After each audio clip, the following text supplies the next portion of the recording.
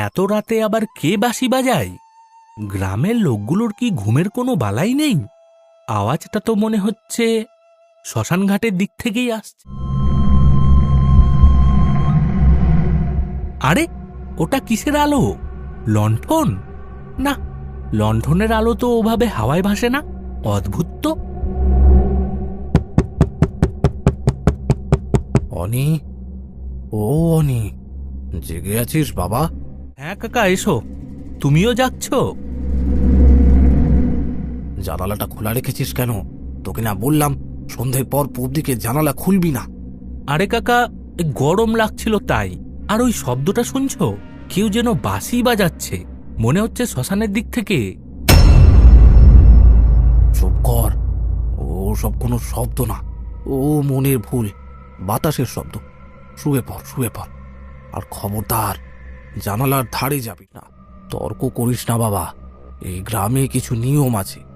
রাত বিরেতে ওদিকে তাকাতে নেই। যা বলছি শোন, আলো নিভিয়ে ঘুমা।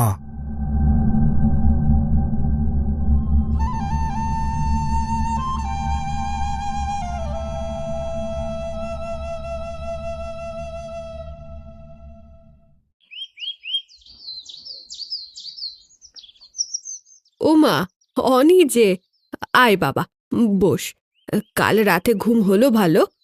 বিছানাটা কি শক্ত মনে হলো?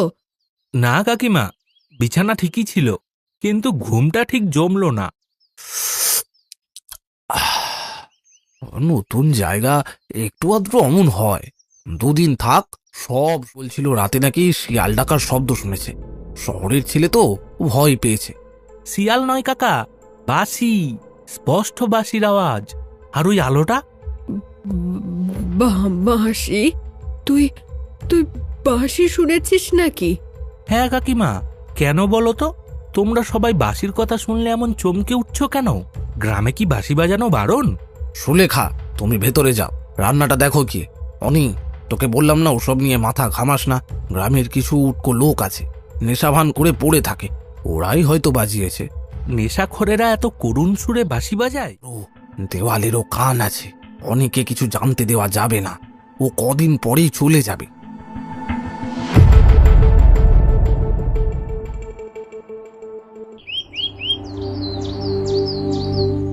অনিরুদ্ধ গ্রামের পথ দিয়ে হাঁটছে।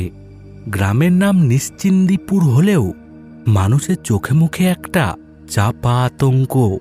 মোড়ে চায়ের দোকান, সেখানে কয়েকজন গ্রামবাসী বসে আছে। আসুন আসুন বাবু, আসুন। আপনি কি বিমল দাদা বাবুর ভাইপো? কলকাতা থেকে এসেছেন? হ্যাঁ, এক কাপ চা দিও তো ভাই, চিনি কম। তবে রাতগুলো বড্ড বেশি নিঝুম। কাল রাতে যা এক কাণ্ড হলো! কি কাণ্ড বাবু? আর বলো না, মাঝরাতে ঘুম ভেঙে গেল এক বাঁশির শব্দে। কে যে এত রাতে বাঁশি বাজায়? আপনি আপনি বাঁশি শুনেছেন বাবু? কোন দিক থেকে আসছিল আওয়াজটা? ওই তো শ্মশানের দিক থেকে। সর্বনাশা কথা, সামনে অমাবস্যা। আমি জানতাম ও জাগবে, ও জাগবেই। কে জাগবে? আপনারা কার কথা বলছেন? বাবু, চাটা খেয়ে বাড়ি যান। ওসব কথা এই ভর দুপুরে না তোলাই ভালো। আপনারা সবাই এমন করছেন কেন? একটা বাঁশি তো বেজেছে। কোনো রাখাল ছেলে? রাখাল ছেলে মাঝরাতে শ্মশানে বাঁশি বাজায় না বাবু। আর ওই সুর মানুষের গলার না, ওটা ডাক, জমের ডাক। হঠাৎ রাস্তা দিয়ে এক পাগল প্রকৃতির লোক ছুটে আসে। তার নাম হরিপদ। গায়ে ময়লা জামা, চুল উস্কো খুস্কো। গন্ধ পাচ্ছিস? তোরা গন্ধ পাচ্ছিস না? পোড়া মাংসের গন্ধ। এই হরিপদ, যা যা এখান থেকে। বাবুকে বিরক্ত করিস না, যা যা। তুই নতুন এসেছিস, তোর গায়ে তো শহরের গন্ধ। কিন্তু সাবধান, ওর গায়ে মাটির গন্ধ, রক্তের গন্ধ। ও খুঁজছে, ও খুঁজছে। কাকে খুঁজছে? সেই বরকে খুঁজছে, যে যে যে যে যে মালা পরাবে বলে গলা টিপেছিল।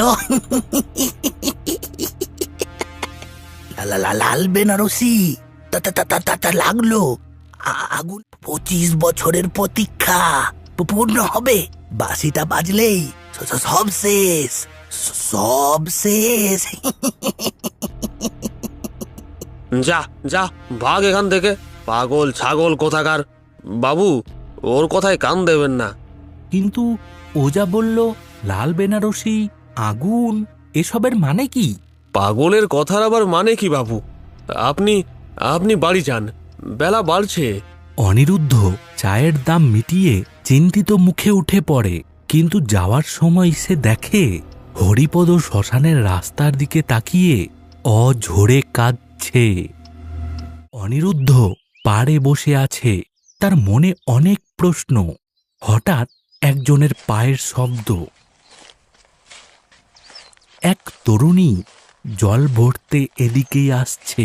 তার পরনে সাধারণ শাড়ি, কিন্তু তার চেহারায় অদ্ভুত আভিজাত্য। এই যে শুনছেন? আমায় বলছেন বাবু? হ্যাঁ, আমি এই গ্রামে নতুন, আপনাকে আগে দেখিনি তো। আপনি কি এই পাড়াতেই থাকেন? পাড়ায়? হ্যাঁ, তা পাড়াতেই থাকি বলতে পারেন, আবার থাকি না বললেও ভুল হবে না। আমি মৃণালিনী। অদ্ভুত উত্তর তো। আমি অনিরুদ্ধ, কলকাতা থেকে এসেছি। জানি আপনি বিমল বাবুর ভাইপো। কাল রাতে ঘুম হয়নি, তাই না? আপনি জানলেন কি করে? চোখের নিচে কালি পড়েছে যে। আর এই গ্রামে নতুন কেউ এলে প্রথম রাতে শ্মশানের হাওয়া তাকে ছুঁয়ে যায়, এটাই নিয়ম। আপনিও শ্মশানের কথা? গ্রামের সবাই ওই জায়গাটাকে এত ভয় পায় কেন বলুন তো? কাল রাতে আমি একটা বাঁশির শব্দ শুনেছি, আর সবাই এমন করছে যেন ভূত দেখেছে। ভূত? মানুষ যাকে ভয় পায় তাকেই ভূত বলে বাবু। কিন্তু সব ভয় কি মিথ্যে? আর বাঁশি তো শুধু সুর নয়, ওটা কারো বুকের জমানো কান্নাও হতে পারে। আপনি বলেন, কিন্তু আপনি ভয় পান না? শুনলাম ওদিকে নাকি অপদেবতার বাস। অপদেবতা? দেবতা আর অপদেবতার তফাৎ কে করে বাবু? মানুষই তো করে। আর তাছাড়া ভয় তাদের পাওয়া উচিত যাদের মনে পাপ আছে। আমার মনে পাপ নেই, তাই ভয়ও নেই। যাদের মনে পাপ মানে? আপনি কার কথা বলছেন? পুরনো কথা, ধুলো পড়া বইয়ের পাতাটাতে নেই, কষ্ট বাড়ে। তবে আপনি তো সত্য সন্ধানী মনে হচ্ছে, খুঁজলে হয়তো জানতে পারবেন। দাঁড়ান, আপনি কোথায় থাকেন বললেন না তো? আবার দেখা হবে? দেখা তো হবেই। আপনি তো এখন কিছুদিন আছেন, আর আমি তো আছি আশেপাশেই। মৃণালিনী চলে যায়। তার হাঁটার ভঙ্গিটা খুব ধীর, যেন রাজহাঁসের মতো।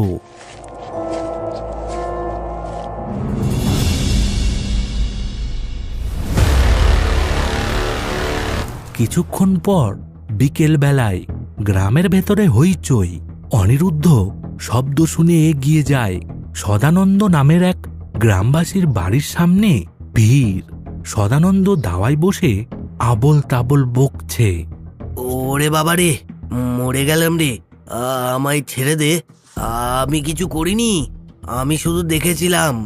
কি হয়েছে গো সদার, এমন করছে কেন? জানি না গো, দুপুরবেলা মাঠ থেকে ফিরলো, বলল যে গা কেমন করছে, তারপর থেকে এই প্রলাপ বকছে, পরে পুড়ে যাচ্ছে। ডাক্তার ডাকেননি? আরে ডাক্তারে কি করবে এতে? এ তো ওষুধের রোগ নয়, এ হলো ওদের কাজ। হ্যাঁ, ওদের মানে? আপনারা কি সবকিছুতেই কুসংস্কার টেনে আনবেন? সরুন তো দেখি। অনিরুদ্ধ সদানন্দের কপালে হাত দেয়। তার গা জ্বরে পুড়ে যাচ্ছে। সদানন্দ হঠাৎ অনিরুদ্ধর হাত খামচে ধরে। তার চোখ দুটো ঠিকরে বেরিয়ে আসতে চাইছে। বাবু, বাবু আপনি পালান, ও এসেছে, ওই মেয়েটা এসেছে। কে এসেছে সদানন্দ কাকা? চন্দ্রমুখী। ওর হাতে সেই বালা, রূপোর বালা। ও আমার দিকে তাকিয়ে হাসছিল, শ্মশানের ধারে দাঁড়িয়ে দাঁড়িয়ে হাসছিল। ও বদলা নেবে বাবু, গ্রামের কাউকে ছাড়বেন। অনি, একা কি করছিস? ঘরে আয়, সন্ধে হয়ে গেছে। কাকা, একটা সত্যি করে কথা বলো তো, চন্দ্রমুখী কে ছিল? তুই আবার ওই নামটা মুখে আনলি? তোকে না বারণ করলাম। সদানন্দ কাকা জ্বরের ঘরে নামটা বলছিল, গ্রামের সবাই ভয় পাচ্ছিল। তুমি যদি সত্যিটা না বলো, আমি কিন্তু নিজেই খুঁজে বের করব। তুই বড্ড একগুঁয়ে। তবে শোন, চন্দ্রমুখী ছিল এই গ্রামের এক অভিশাপ। নিচু জাতের মেয়ে, কিন্তু রূপ ছিল আগুনের মতো, আর বাঁশি বাজাতো জাদুকরের মতো। গ্রামের জমিদার বাড়ির ছোট ছেলে রত্নেশ্বর, মানে এখন যে জমিদার, তখন সে যুবক। রত্নেশ্বর ওই মেয়ের প্রেমে পড়েছিল। তারপর একদিন ঝড় জলের রাতে মেয়েটা নিখোঁজ হয়ে যায়। 2 দিন পর শ্মশানের ধারে ওর লাশ পাওয়া যায়। লোকে বলে মেয়েটা নাকি আত্মহত্যা করেছিল, কিন্তু কি? লাশটা যখন পাওয়া যায়, ওর গলায় নাকি কালশিটে দাগ ছিল, আর ওর সাথের বাঁশিটাও কোথাও পাওয়া যায়নি। আর ওই লাশের পাশে ওই চন্দ্রমুখীর মামা হরিপদ পাগলকে বসে কাঁদতে দেখা গিয়েছিল।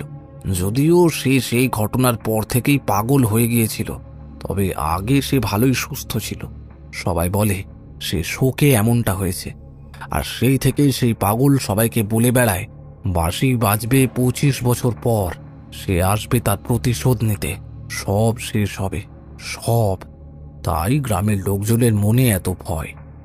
এটা তো গল্প কাকা, 25 বছর আগের গল্প।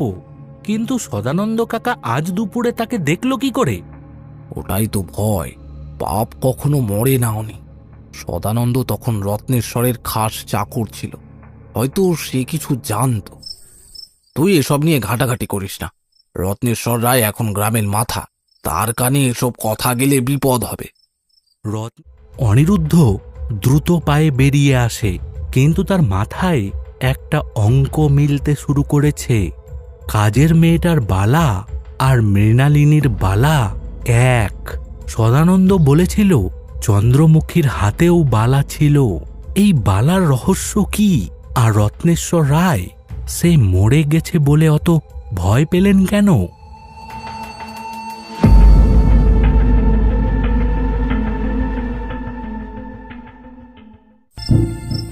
এদিকে বিকেল গড়িয়ে সন্ধে। গ্রামের প্রান্তে এক মন্দির। অনিরুদ্ধ মৃণালিনীকে খুঁজতে খুঁজতে দূরে। তুমি এখানে? আমি সারা গ্রাম তোমায় খুঁজে বেড়াচ্ছি। আমায় খোঁজার কি খুব দরকার বাবু? আমি তো হারিয়ে যাইনি। মৃণালিনী, আমি আজ রত্নেশ্বর রায়ের বাড়ি গিয়ে সেখানে একটা অদ্ভুত জিনিস দেখলাম। ও বাড়ির কাজের মেয়ের হাতে হুবহু তোমার হাতের মতো একটা বালা। আর সদানন্দ কাকাও জ্বরের ঘোরে এই বালার কথাই বলছিল। চন্দ্রমুখীর হাতেও নাকি। বালা তো গয়না মাত্র অনিরুদ্ধ, আসল হলো স্মৃতি। এই বালা জোড়া ছিল, একটা ছিল চন্দ্রমুখীর হাতে, আর একটা সে তার সইকে উপহার দিয়েছিল। সে সইয়ের নাতনিই হয়তো আজ ওই বাড়িতে। তুমি এত খবর রাখো কি করে? তুমি কে মৃণালিনী? তুমি কি সত্যিই পাশের গ্রাম থেকে এসেছো নাকি? নাকি আমি সেই অতীত যা তোমরা ভুলতে চেয়েছ। অনিরুদ্ধ, তুমি সত্য খুঁজছ তাই না? সত্য খুব তেতো হয়। রত্নেশ্বর রায় কেন ভয় পায় জানো? কারণ চোরের মন বুঁচকার দিকে। রত্নেশ্বর রায় কি চন্দ্রমুখীকে খুন করেছিল? খুন? খুন তো ছোট শব্দ। সে বিশ্বাস হত্যা করেছে। ভালোবাসার অভিনয় করে মেয়েটাকে শ্মশানে ডেকেছিল। তারপর জানো অনিরুদ্ধ, মানুষের ছোঁয়া শরীরে দাগ ফেলে, আর বিশ্বাসঘাতকতার ছোঁয়া আত্মায় দাগ ফেলে। সেই দাগ মুছতে আত্মা বারবার ফিরে আসে। তুমি কি চন্দ্রমুখীর কোনো আত্মীয়? ওর বোন? আত্মীয়? রক্তের সম্পর্ক কি শুধু আত্মীয় হয়? আমি এসেছি বিচার চাইতে। আজ অমাবস্যা, আজ রাতটা খুব লম্বা হবে অনিরুদ্ধ। তুমি কি থাকবে আমার পাশে, নাকি ভয় পেয়ে পালাবে? আমি ভয় পাই না, আমি সত্যটা দেখতে চাই। তবে আজ রাতে শ্মশানে এসো, সব প্রশ্নের উত্তর পাবে, কিন্তু যা দেখবে তা সহ্য করার ক্ষমতা রেখো। মৃণালিনী মন্দিরের অন্ধকারের মধ্যে দিয়ে হাঁটতে শুরু করে। নিমেষের মধ্যে সে জঙ্গলের আড়ালে অদৃশ্য হয়ে যায়।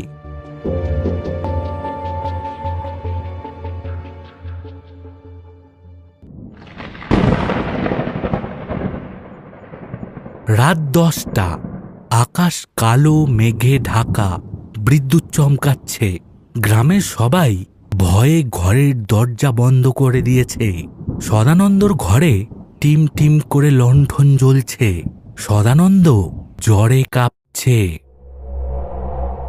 ওরে দরজা খোল, আমাকে যেতে হবে, ও ডাকছে, বাঁশি বাজছে। ওগো ওগো, তুমি চুপ করো, চুপ করো তুমি।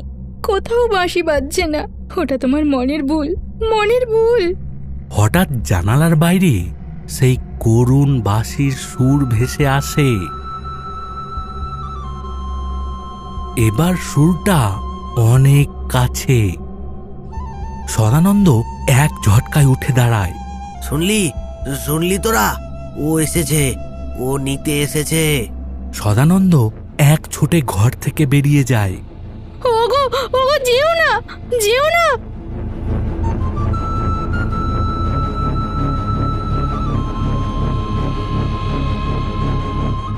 আরে ওটা সদানন্দ কাকা না, দেখি তো একটু। সদানন্দ মন্ত্রমুগ্ধের মতো ছুটছে। শ্মশানের কাছাকাছি গিয়ে হঠাৎ একটা বিকট বজ্রপাত হয়। আলোয় দেখা যায় শ্মশানের সামনে একটা ছায়া মূর্তি দাঁড়িয়ে, লাল শাড়ি পরা। মাফ করে দে, আমি শুধু দেখেছিলাম, আমি কাউকে বলিনি। রত্নেশ্বর বাবু আমাকে টাকা দিয়ে মুখ বন্ধ করেছিল, আমায় মারিস না। ছায়ামূর্তিটি এগিয়ে আসে না। সদানন্দ বুকে হাত দিয়ে মাটিতে লুটিয়ে পড়ে। তার শরীরটা দুমড়ে মুচড়ে যায়, যেন কোনো অদৃশ্য শক্তি তাকে পিষে ফেলছে।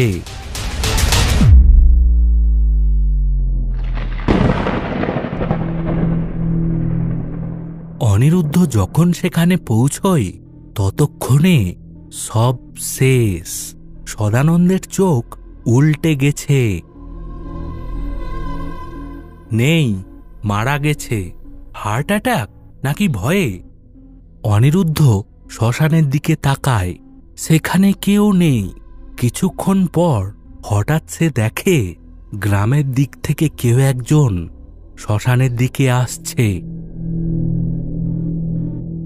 মৃণালিনী এত রাতে এখানে? অনিরুদ্ধ লক্ষ্য করে মৃণালিনী হেঁটে যাচ্ছে, মাটিতে তার পা স্পর্শ করছে না। আরে ও মাটির উপর দিয়ে হাঁটছে না, ও ভাসছে। তার মানে মৃণালিনী মানুষ নয়। কিছুক্ষণ পর সেখানে আর একটা মূর্তি দেখা যায়, রত্নেশ্বর রায়। তার হাতে একটা পিস্তল। তিনি টলতে টলতে আসছেন। দেখে মনে হচ্ছে তিনি যেন কারো ডাকে বাধ্য হয়ে এখানে আসছেন। শ্মশানের মাঝখানে একটা পুরনো চিতা সাজানো আছে, যদিও তাতে আগুন নেই। মৃণালিনী গিয়ে সেই চিতার উপর বসে। রত্নেশ্বর রায় সামনে এসে দাঁড়ান। কোথায় তুই? বেরো, আমি জানি তুই এখানেই আছিস। 25 বছর ধরে তুই আমায় জ্বালাচ্ছিস, আজ আমি তোকে চিরকালের মতো শেষ করব।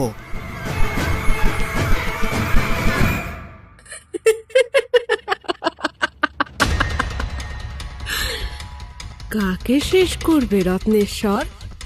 যে আগেই মরে গেছে তাকে কি মারা যায়? তুই তুই কে? তুই সেই মেয়েটা না, পাশের গ্রামের মৃণালিনী? আমি মৃণালিনী নই, আমি তোমার পাপ। আমি তোমার অতীত চিনতে পারছো না? এই সে শাড়ি যেটা তুমি আমাকে শেষবার দিয়েছিলে। চন্দ্রমুখী, না না না, এ হতে পারে না। আমি নিজের হাতে তাকে পুড়িয়েছি। শরীর পুড়িয়েছ, কিন্তু আমার অতৃপ্ত বাসনা, আমার ভালোবাসা, তুই বলেছিলি আমায় বিয়ে করবি। শ্মশানে ডেকে এনে তুই আমায় গলায় দড়ি দিলি, কারণ তোর বাবা সম্পত্তি থেকে তোকে ত্যায্য করার ভয় দেখিয়েছিল। ছি রত্নেশ্বর, টাকার জন্য তুই ভালোবাসা বেচলি। হে ভগবান, এত বড় বিশ্বাসঘাতকতা! আমি ভুল করেছি, আমায় মাফ করে দে। আমি আর পারছি না। প্রতি রাতে এই বাঁশির সুর, আমি পাগল হয়ে যাব। পাগল তো তুই হবি, কিন্তু তার আগে তোকে আমার যন্ত্রণাটা বুঝতে হবে। মৃণালিনী উঠে দাঁড়ায়। আকাশ চিরে বাজ পড়ে। সেই আলোয় অনিরুদ্ধ দেখে মৃণালিনীর সুন্দর শরীরটা পাল্টে যাচ্ছে। চোখ দুটো থেকে যেন আগুন বেরিয়ে আসছে, চুলগুলো সাপের মতো ফুসছে। এ এক বিভীষিকাময় পিশাচী রূপ।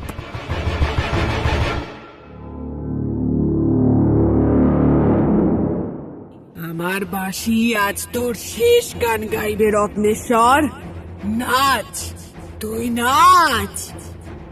পিশাচিটি বাঁশিতে ফু দেয়। সেই সুর আর করুণ নেই, এক মারণ সুর।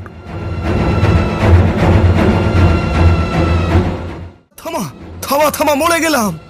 মরবি তো বটে, কিন্তু সহজে নয়। যেমন আমি চটপট করে মরেছিলাম, তুইও তেমনি মরবি। আমার গলায় দড়ির দাগটা এখনো জলে রত্নেশ্বর, তোর গলাটাও একটু জ্বলা দরকার। রত্নেশ্বর নিজের গলা চেপে ধরে। তার চোখ মুখ নীল হয়ে যায়।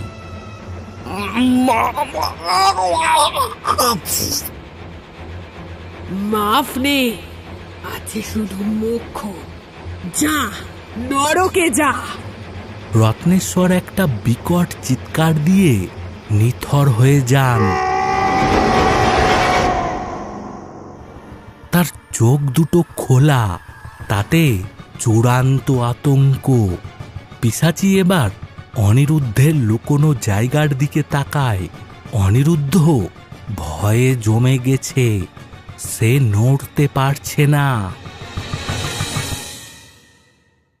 ভয় পেও না অনিরুদ্ধ, নির্দোষের রক্ত আমি চাই না।